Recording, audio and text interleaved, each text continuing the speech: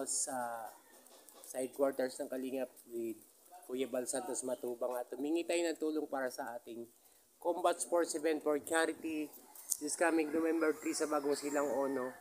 Yes, sa activity at ang kusin nito ay for charity pa rin, paglingap pa rin at humingi tayo ng tulong sa ating Kuya ng Bayan, Kuya Bal Santos. Yes, kasama ko po ang ating Kalingap Engineer Agoy. Ayan mga Kalingap, at supportahan po natin ang isang Kalingap Partners na Pangero. Siya po isang Kalingap Partners na hangarin niya po ay tumulong sa mga taong mahirap at sa mga senior citizen,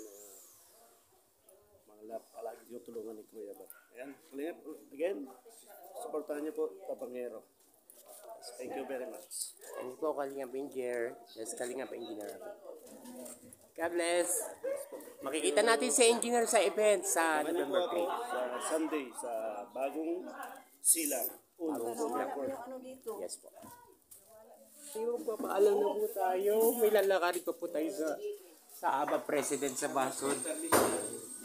Ito po ang ating Kalingap sa Lighthouse. Yes, Kuya Bal Santos.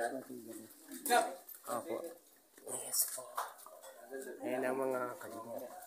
Din magpapaalam po ako sa ating ng bayan. Kasi tayo pupunta na sa Basod kay President Kubatya. Yes po. Basta. Yes. Tao po. Kuya, nakamata kuya. Hindi makita.